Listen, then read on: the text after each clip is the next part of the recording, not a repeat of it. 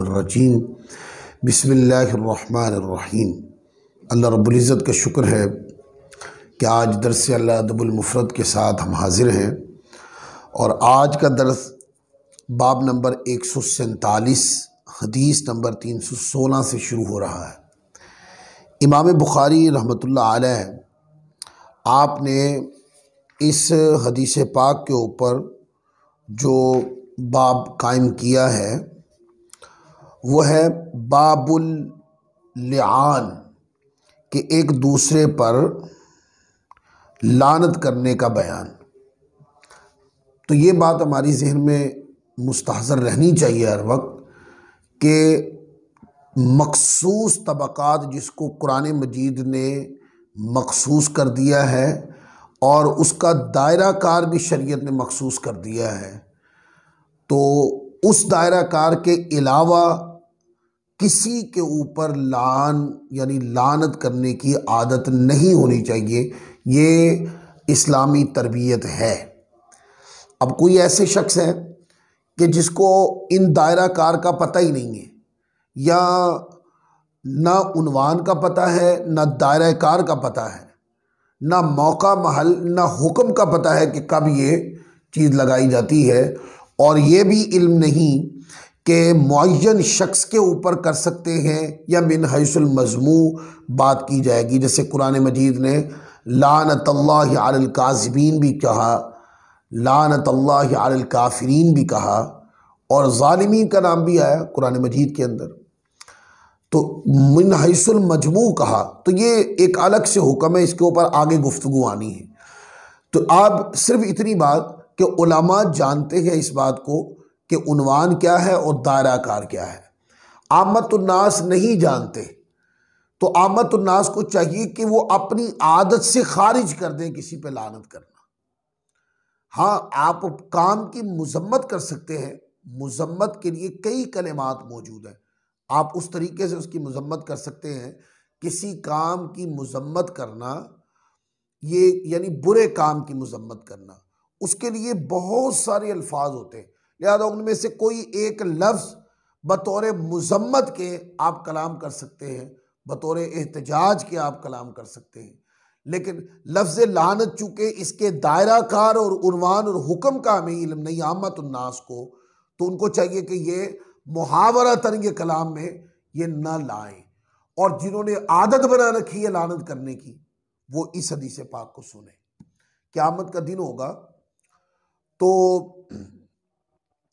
सिफारिश की जाएगी, यानी बरोज़े क़यामत उम्मत मोहम्मदिया भी आमाल की गवाही देंगी। तो इसके ऊपर हदीस है कि हज़रत अबू दरदा रज़ियल्लाहु ताला अन्हो रिवायत फरमाते हैं कि नबी पाक सल्लल्लाहु अलैहि वसल्लम ने इरशाद फरमाया कि लानत करने वाले बरोज़े क़यामत न गवाह बन सकेंगे और न किसी के हक़ में सिफारिश ही कर सकेंगे। यानी कि वो लोग उनमें से होंगे कि जो सिफारिश नहीं कर पाएंगे, वो शफात नहीं कर पाएंगे किसी की। लिहाजा आप देखेंगे कि जिनको शफात का हक क़यामत वाले दिन दिया जाएगा, यानी औलिया अल्लाह हैं और बुजुर्ग हस्तियाँ हैं, इनकी ज़वात जो है वो लान तान की आदत से पाक है, और जिनकी आदत में शामिल हो चुकी है लान तान करना, वो चूंकि लानत करने से कोई बंदा काफिर तो नहीं होता, लेकिन लानत करने वाला जो है वो अल्लाह तबारक व तआला की बारगाह में ये जो कलिमा है किसी मोमिन के लिए लानत करने की आदत को बनाना, ये बहुत ही नापसंदीदा कलिमा है। अब ये जो लफ्ज़ है इन्नल्लाआनीन ला यकूनून यौमल क़ियामति शुहदा वला शुफ़आ, यानी वो लोग जिनकी लानत करना आदत सानिया बन चुकी है, इन्हें दर्जा शहादत से महरूम कर दिया जाएगा क़यामत वाले दिन। क्योंकि बरोज़े क़यामत पहली उम्मतों पर उम्मत मोहम्मदिया के लोग गवाही देंगे कि इनके अंबिया ने इन तक पैगाम हक पहुँचाया था, और दूसरी सज़ा उनकी हर लानत करने वाले पर इन्हें ये मिलेगी कि मनसब शफाअत से भी उनको महरूम कर दिया जाएगा। ये बदनसीबी उनके मुकद्दर में आ जाएगी।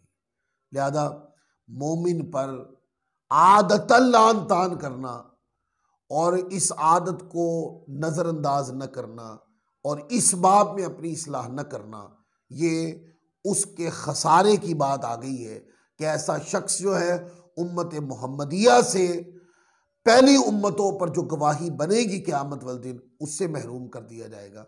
और दूसरा वो हक़ यानी मर्तबा शफाअत जो होगा उस तक नहीं पहुँच पाएगा। और फिर ये अलग बात है जब बंदा लानत की आदत रखता है ना, इसके नीचे जो गुनाह पैदा होते हैं, ये लानत करना फ़कत एक गुनाह नहीं है, इस अमल के बाद या इस अमल को पाया तकमील तक पहुंचाने के लिए जिन गुनाहों से गुजरना पड़ता है, अगर हम उसकी तफसील को यहां डिस्कस करने लग जाएं तो एक पहाड़ खड़ा हो जाएगा। देखिए ना, जब किसी के ऊपर लानत की जाती है तो उसके बारे में कोई बदगुमानी है तो लानत कर रहे हैं ना, उसके बारे में कुछ बुरा सोच लिया है तो लानत कर रहे हैं ना, उसके बारे में गलत फहमी का शिकार है तो लानत कर रहे हैं।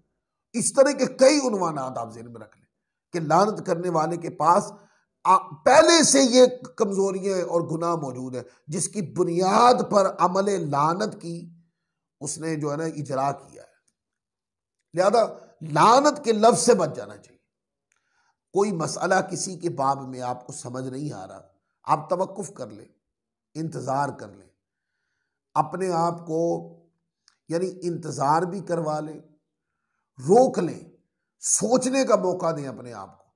और अगर उधर से आपके ऊपर कोई बौछार हुई है, कोई सख्त कलेमा कहा गया है, तो अब आपकी मोमिनियत को जोश इस अंदाज में मारना चाहिए कि आप सब्र कर लें, आप दरगुजर कर दें, आप नजरअंदाज कर दें और उसके लिए दुआ कर दें।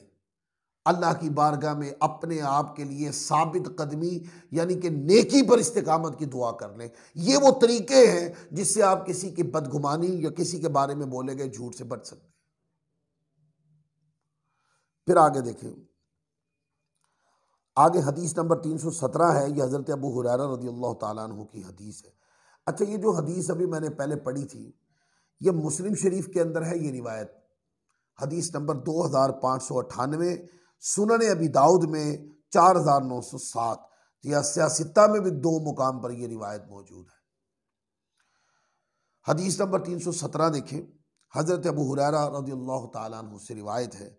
फरमाते हैं कि नबी करीम रऊफ़ुर रहीम सल्लल्लाहु अलैहि वसल्लम ने इरशाद फरमाया कि सच्चे आदमी के लिए लानत करने वाला होना मुनासिब नहीं है, क्योंकि जो बंदा लानत कसरत के साथ करता है उसकी सच्चाई मशकूक हो जाती है। मैंने आपको पहले बताया कि लानत करने का जो अमल होता है इसके पीछे भी बहुत सारे गुनाहकार फरमा होते हैं, जिस बुनियाद पर अमल लानत का इजरा ज़बान से होता है। लिहाजा ये कोई सच्चा आदमी है तो ये उसकी शान नहीं है कि वो लानत करे, और अगर वो लानत करेगा तो अगरचे वो झूठ बोलने की आदत नहीं रखता, पर ज़हन में रख लीजिएगा कि लोगों की बदगुमानी से वो बच नहीं पाएगा, या जो सच्चाई का तशख़्ख़ुस है उसका वो ख़त्म हो जाएगा। यह मुस्लिम शरीफ के अंदर है 2597 नंबर हदीस पर। फिर आगे हदीस नंबर 318 है। हज़रत हुज़ैफ़ा रज़ियल्लाहु ताला अन्हु से रिवायत है, फरमाते हैं कि जो कौम किसी पे लानत करती है इस पर भी लानत साबित हो जाती है। अब ये एक अमूमी कायदा, आप लानत करेंगे ना तो आप पर भी लानत होगी, ये दुनिया का आम कायदा है। आप किसी पे लानत करें, उसके चाहने वाले आप पर लानत करेंगे। लिहाजा लानत करके अपने ऊपर लानत डलवाने का रास्ता हमवार मत करें, ये रोक नहीं पाएंगे आप इस अमल को। ये हो के रहेगा कि आपने लानत की है ना तो कोई दूसरा आप पर लानत करेगा, या जिस पर आप लानत कर रहे हैं उसके पास आज मौका नहीं है, आज वो सिर्फ आपकी लानत को सुन रहा है, और जिस दिन आपकी कोई बात उसकी जद में आ गई तो फिर आप क्या लानत से बच पाएंगे। लिहाजा ये रास्ता ही नहीं शुरू करें। और अगर आपने कभी किसी पे लानत नहीं की और कोई आप पर कर रहा है, ये मौका है सब्र करने का। मोमिनियत का जो जोश होता है ना, वो ये होता है कि कोई सख्त कलामी करे वो खामोशी इख्तियार करते हैं, सब्र करते हैं। कोई बद कलामी करे तो वो सब्र करते हैं, अच्छे कलाम से जवाब देते हैं। कोई लानत करे तो जवाब लानत से नहीं देते, बल्कि मोमिन जवाब जो है वो मोहब्बत और प्यार के साथ देता है, और लानत करने वाले अमल पर सब्र कर लेता है, और खुद लानत से जवाब नहीं देता। आगे देखें हदीस, ये बाब है, आगे बाब नंबर 148 है, और ये हदीस पाक है। बाप का उन्वान है, जिसने अपने गुलाम पर लानत की वो इसको आज़ाद कर दे। ये तरगीब दिलाई इसमें। हदीस नंबर 319। इस हदीस पाक के ऊपर उलमा ने ज़ौफ़ का इतलाक़ किया है, लिहाजा इसका हुक्म मैं पहले बयान कर रहा हूँ।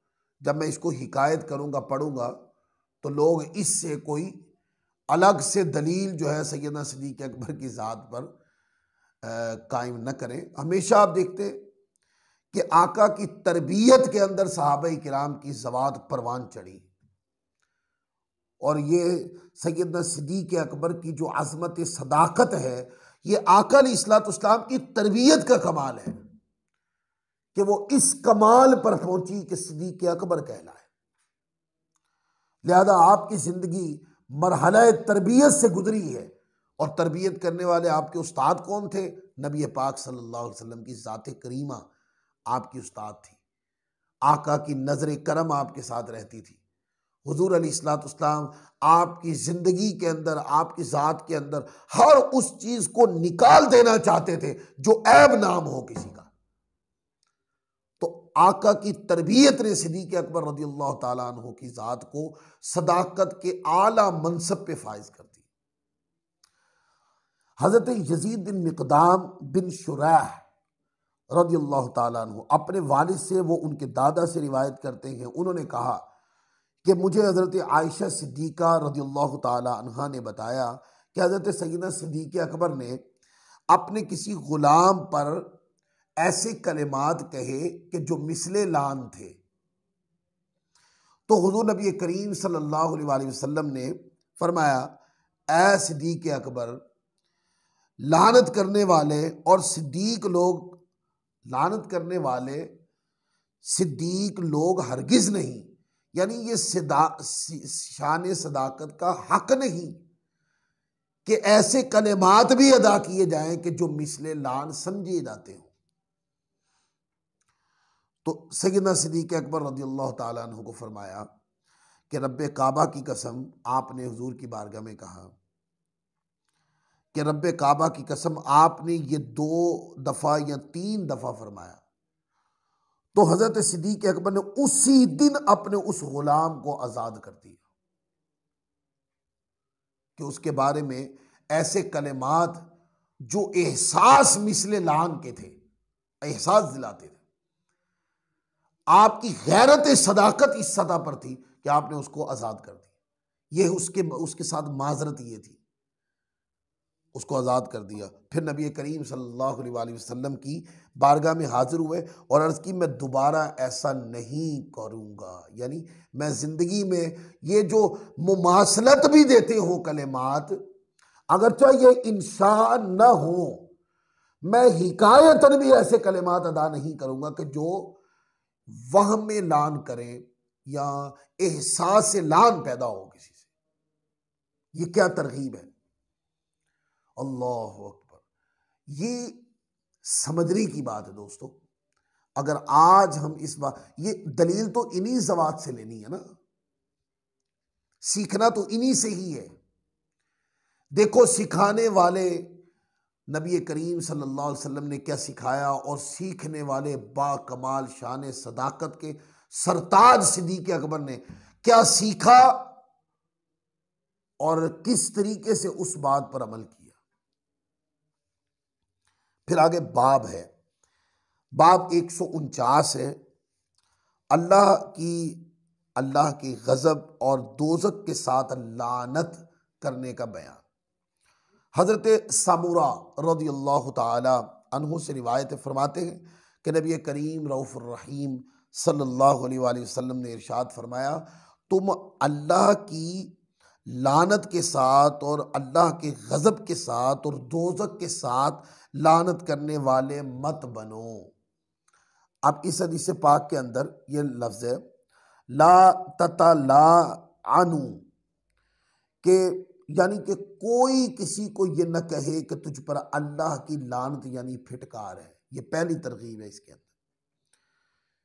और फिर दूसरी दूसरी ये है वला बिग़ज़बिल्लाहि, और न कोई किसी को ये कहे कि तुझ पर अल्लाह का गज़ब हो। ये दूसरी तरगीब है। और तीसरी है वला बिन्नार या वला बिजहन्नम, और न कोई किसी को ये कहे कि अल्लाह तुझे दोज़ख यानी कि नार में डाले। ये तीनों बदतरीन बद्दुआएं हैं, इनसे परहेज़ और एहतज़ार की तालीम जबकि किसी मुअय्यन मुसलमान के लिए हो। यानी वो तो अलग बात है कि मुअय्यन करके किसी के बाब में कहना तो सख्त मुज़म्मती कलिमात हैं, लेकिन फरमाया कि आदत के अंदर ये शामिल नहीं होना चाहिए। मिन हैसुल मजमू भी आदत में लानत करने की आदत नहीं होनी चाहिए।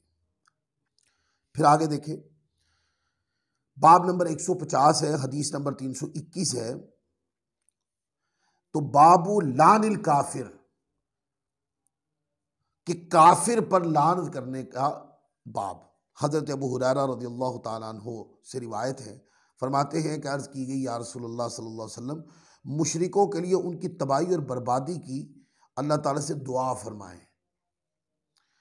आप सल्लल्लाहु अलैहि वसल्लम ने फरमाया कि मैं लानत करने वाला बनाकर नहीं भेजा गया, बल्कि मैं रहमत करने वाला बनाकर भेजा गया हूँ।